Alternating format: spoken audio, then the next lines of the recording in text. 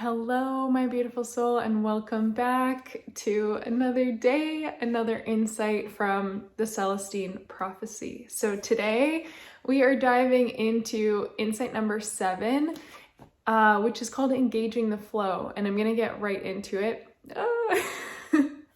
Once again, my sidetrack, there's a squirrel, and it's like so cute with the snow falling down on it. So anyway, I digress. Engaging the flow. This is really interesting. This is a question that actually ironically has come up with a lot of students and clients over the years, because when you're in a flow state, you feel really tapped in. You're in that vortex that we've talked about in other insights. You are seeing signs or synchronicities or just being guided, and it's like things are working out. You meet the exact person, or you're trying to solve something, and like the question, or the answer just gets like downloaded in, or you meet someone and they say the missing piece, right? And things just feel like they're aligning really magically. What can happen is when we're out of that state and when we fall back into less of our connection to source, then the mind and the chatter can actually be the opposite of what we're looking for, right? So it can actually cause us to make decisions that are not the right thing, or to get led off our divine path. And inside the 7th insight, it's very much about understanding and recognizing the flow, and when you are in a state of intuition versus when you are just stuck in the mind, okay? So this comes up with a lot of students. My first point about that is that because we've spent so many years, and this was a huge thing for me too, we've spent so many years thinking that our mind has all the answers, and overthinking, overanalyzing, filtering through, reflecting on the past, maybe judging it, overanalyzing, overthinking the future, trying to control it, right? We're always in this mental state. And when we do that, we kind of shut ourselves off typically from noticing the things going on in the world around us. So there might be the exact person or the exact answer or the exact breadcrumb on your path, but you're so stuck in your head that you are unaware of it. You don't notice it, or you don't follow the guidance, the pull. So inside here, if I can open it up to the right page. Okay. When we're first connected to source, connected to that energy of love, right? When you feel yourself being full, whole, sovereign, free, overflowing, you're not trying to outsource or control or get your energy from someone else, right? There's none of those control dramas that we've talked about kind of playing in your life, and you're just feeling super tapped into love. Then you want to stay conscious of this process for it to work, and stay conscious of your interactions with people. So this kind of pulls us back to the very first insight of meaningful coincidences and synchronicities. I have experienced many in my life that I was very unaware of at the time, because I was stuck in my head, or because I was disconnected from source, right? I'm like hustling or overwhelmed or going through the motions, and actually I come in contact with someone who has the missing piece, or they say the exact right thing, that in the moment I was unaware of it, and I was unable to actually receive it and take it in. And I continued on my busy path, only to cause more stress and problems for myself. And then a month, 2 months, sometimes a year, 2 years later, I'll be like, damn, that person and that experience actually had all the answers. That was exactly the solution, or exactly the path that I'm now taking a month, 2 months, a year, 2 years later. And had I actually been present, or more connected, more receptive, I could have taken that in and potentially jumped into that reality, jumped into that timeline then, right? So the seventh insight is very much about the fact that there is really no such thing as a coincidence. Everything is orchestrated for your highest good, but you might not be aware to see it or notice it if you're way too stuck in your head. And so the more you start to pay attention to the things that feel good, that like spark something in you, or the interactions that make you go, like something felt really good about that, or something felt really bad and really off about that. Actually being consciously aware of what's taking place so that you can redirect and act from that spot. So 7 is all about the process of consciously evolving yourself, staying alert to every coincidence and every answer that the universe provides for you. So it talks about the way that objects kind of jump out at us. That certain thoughts come as guidance. And later on, it goes into the ways that this can show up in our nighttime sleeping dreams and our daydreams, and those little downloads or intuitive thoughts that just kind of spark up out of nowhere. And again, you can probably relate right now as I'm sharing this to maybe you've had an idea or a feeling or an inkling and a spark, and it feels so good and so exciting, and your whole body lights up and it's like, yes, this is what I'm meant to do. But then you doubt it and you second guess it, or you get pulled up into the logical mind and you start overanalyzing. All the past programming comes into play, right? You go, oh, it's probably not actually that easy. It's going to take this much time. I don't have the money. I don't know how I would do this. I'm not equipped or capable or qualified enough. I don't deserve that. It's a nice dream though, right? All of a sudden the mind comes in and just like hijacks the entire intuitive feeling that was coming through, and actually the divine download that was trying to guide you to your next step or a potential future step. The other thing that can happen is you have that amazing feeling and you start to act on it, and you're excited, you share it with people. This is why years ago I kind of stopped sharing most of my ideas or excitement, because I would share it with someone and I'd want them to feel and believe in it as much as I did, and I would get their logical mind, their limitations, their beliefs about, well, you can't do that, or like that's going to be way too difficult, or yeah, dream big, Kara, like good try. And in times it made me feel really defeated and then give up on those dreams.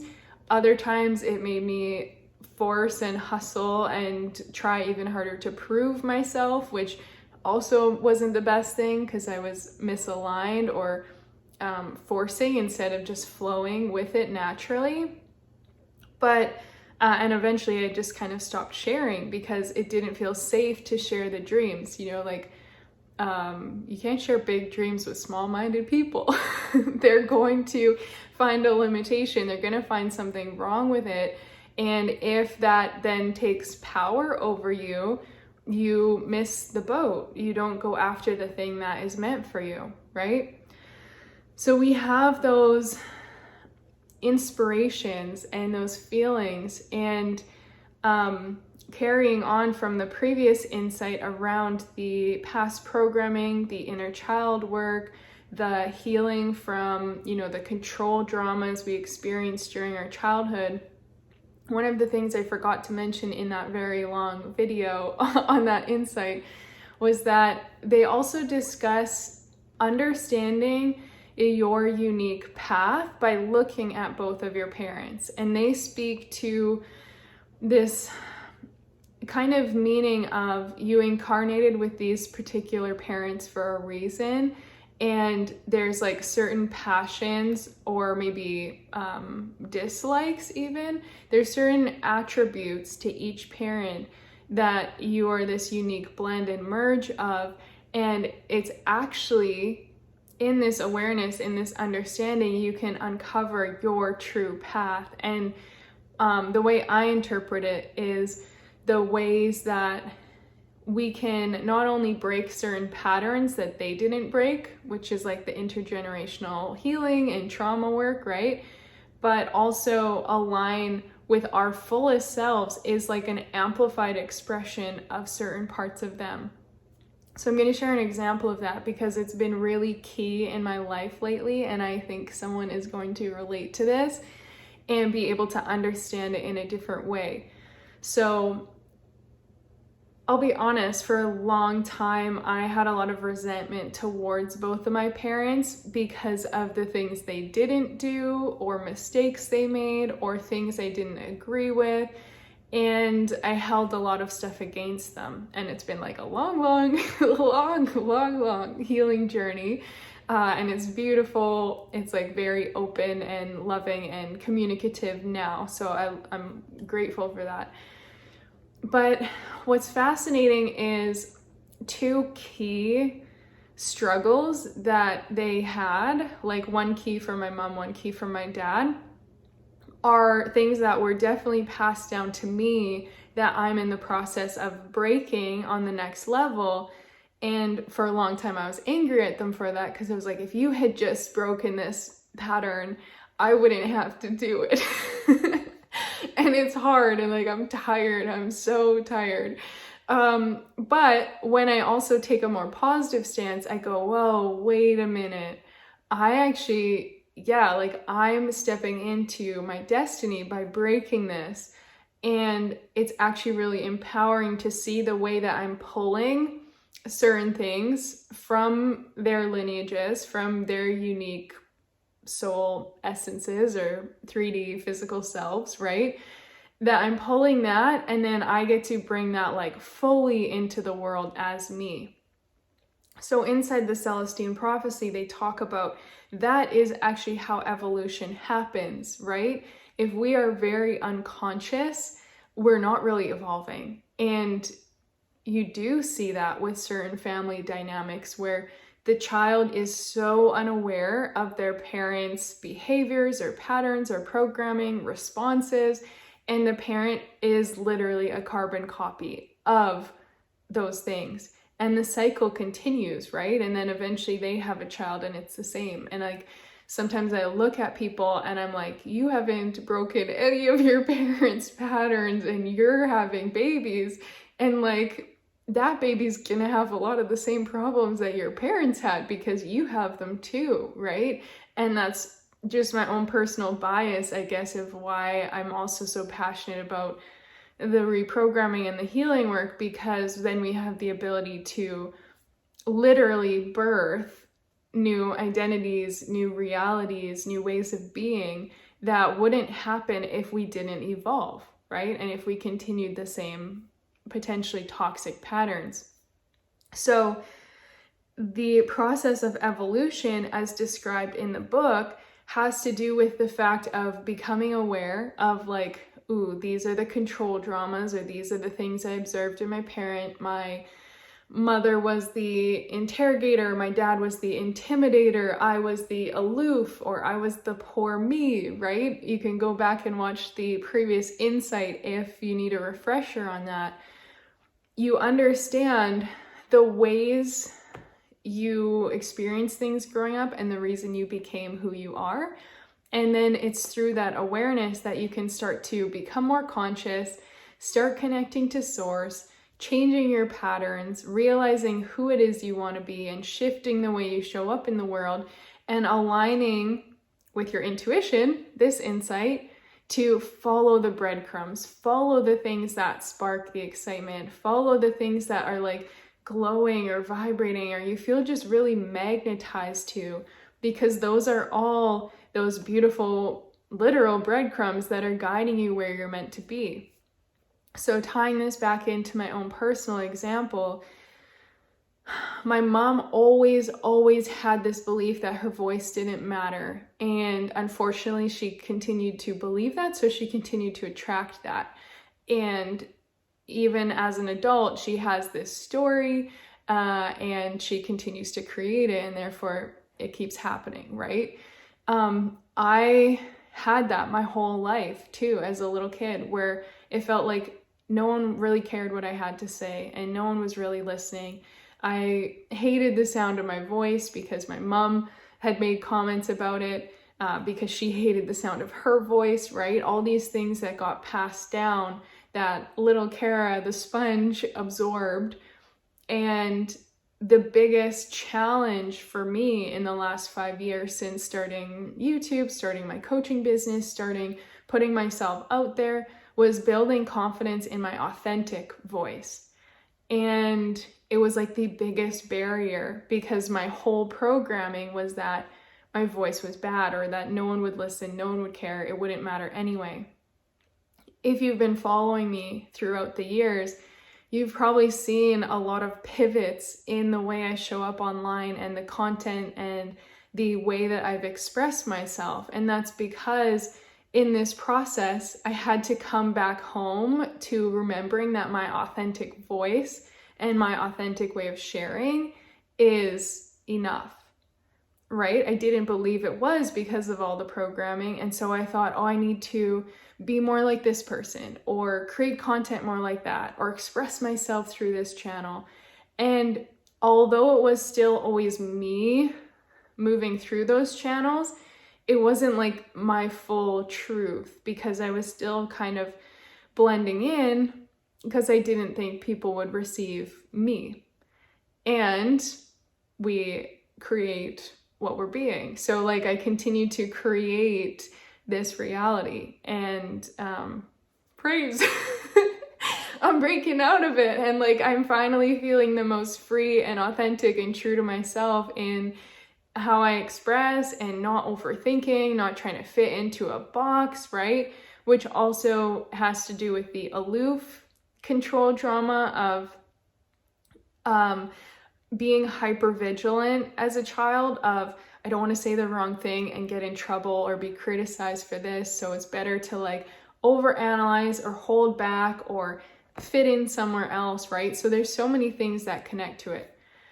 But that is like, what's so crazy is I'm also like a self-projected projector. Our power is literally like, our power and authority is in our voice, and it's in the heart to throat gate. So it's in speaking and expressing from my heart. So literally authentic expression through my voice is my magic, and it is what I'm here to do and how I'm here to guide and lead. So crazy when you think of it, that that's what I'm here to do, and yet look at the experiences or upbringing or generational stuff that was trying to block that from happening or hold that back, right? Then we look at my dad's side, and he was always the one who was like very spiritual, very open-minded, very much into aliens and galactic stuff and David Icke and all these different things about what's going on the moon, and like all these things that I grew up with this deep connection and fascination towards was him. My mom didn't have that at all. She didn't believe in any of that stuff. But when he would share about it, or he would be excited to share what he was reading or speak to it, there was something in me that always felt like lit up, right? Those little signs or those little breadcrumbs of, this is part of my purpose. And the pattern I'm breaking there is that he was judged for it. He was ridiculed, he was laughed at, and my dad's great at laughing at himself, so he never probably seemed offended in person to people. Like he would just laugh it off with them. But as a kid, I saw it, and it was like heartbreaking, because I thought, here's something that this man is incredibly passionate about, and I actually believe has a lot of truth and merit, because even as a kid, I just felt like there's a lot of weird systems and brainwashing on this planet. There's a lot of weird ways we're taught to conform or judge one another and all be like sheep. So like there was a lot I really resonated with his openness and his like alien stuff. But I watched him actually cower, so to say, and collapse and hide what was his truth. So he also wasn't speaking up confidently and holding his ground and like, hey, take it or leave it, it's cool, it's like, it doesn't matter to me if you don't believe it, but I believe this, right? He then just kind of hid it away and continued getting sucked into the matrix until finally kind of breaking back out of it. It's so cool because we look at both of your parents, and I invite you to do this obviously as you're tuning in, looking at what are certain things that you really deeply connect to with them, or certain things that you really don't, like the polar opposites. But there's really deep alchemy here and deep magic around what you're here to do. So the crazy cool part about that is like I literally do quantum healing work and energy work, and I talk with galactic beings, and I've had experiences communicating with my departed brother, and these things that were kind of maybe influenced or opened up to me as a kid from my dad's side. And now I get to break the pattern of hiding about it and express it and share it fully. And I truly really don't give a fuck if people like agree with it or not, because I know what's true for me and I know what I've experienced and I believe in it very deeply. So I'm getting to break that pattern, and that's part of my purpose, is bringing in these different ways of seeing or being and just helping people open up to like bigger truths that have been hidden. Whew, my personal story is over. This is how the evolution takes place. I could continue to stay stuck in my mom's belief that my voice doesn't matter. And if I were doing that, I wouldn't be here recording this video. I could continue to stay stuck in my dad's pattern of the kind of people pleasing maybe, or hiding your authenticity, your authentic truth to fit in with what is considered normal.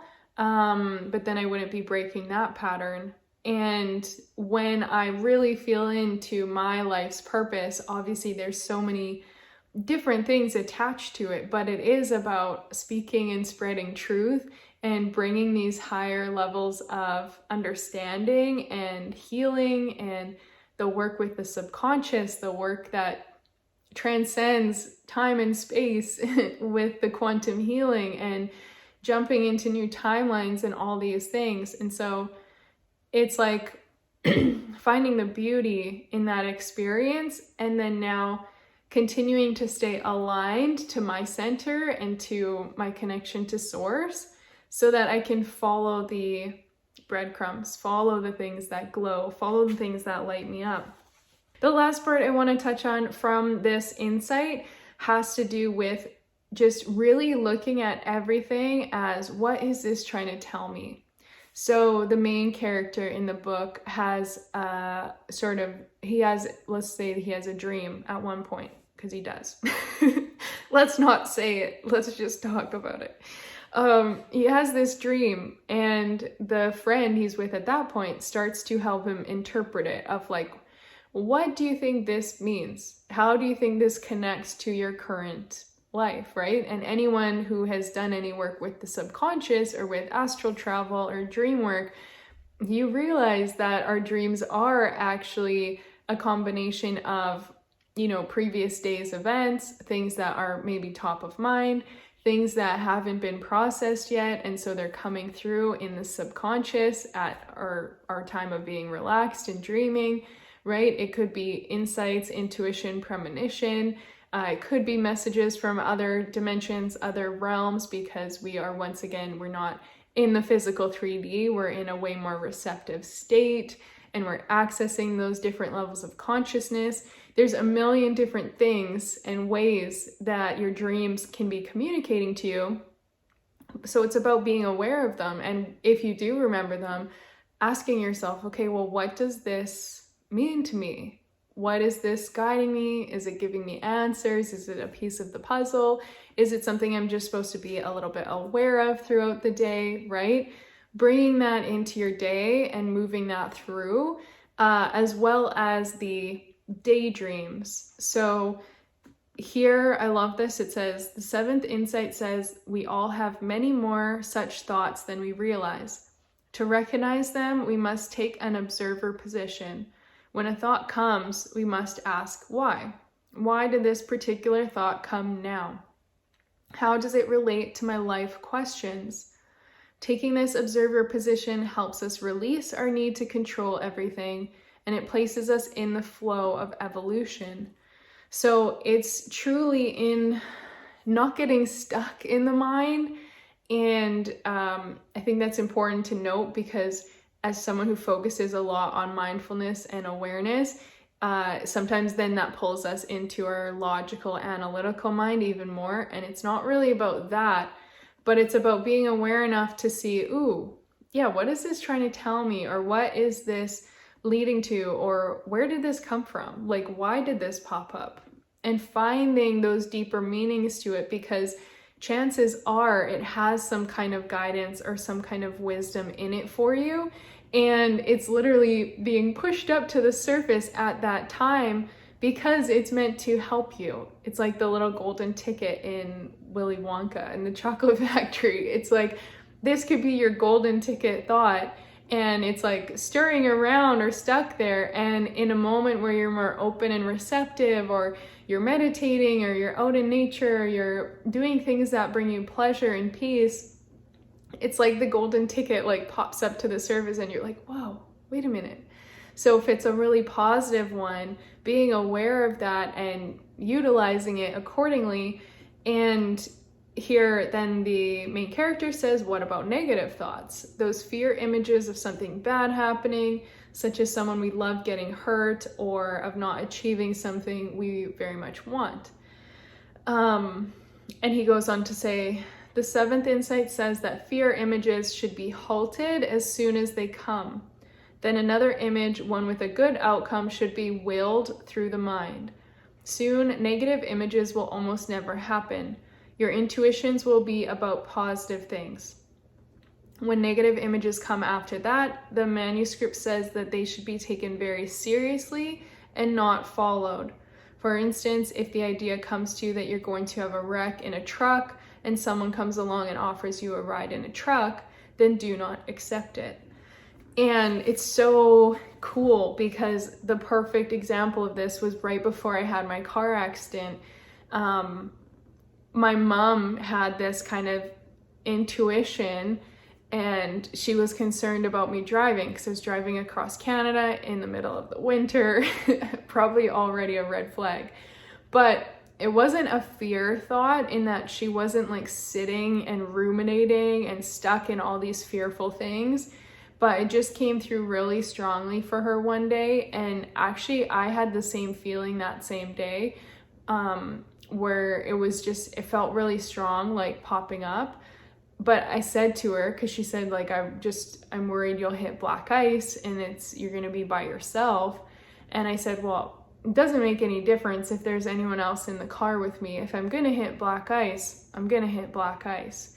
And I'm not gonna not drive to go move across the country and live with my friend because I'm a stubborn Taurus and I wanted to go do that.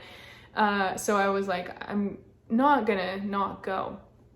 That's actually a perfect example of, because we weren't in fear-based states, that fear-based thought should have been respected and should have been looked at, because lo and behold, like 2 days later, I started driving across the country, and then the next day I hit black ice and flipped and rolled a bunch of times. Other times though, there's that intuitive feeling of things with travel, or things with like going somewhere, or you randomly decide to take a different drive, a different road to get to your destination, and you find out later there was an accident in the way you usually go. Or I've had clients who are like, I just feel really pulled to go to the coffee shop today. Like there's a part of my mind is saying, don't go, you've got coffee at home, but like there's something pulling at me to go.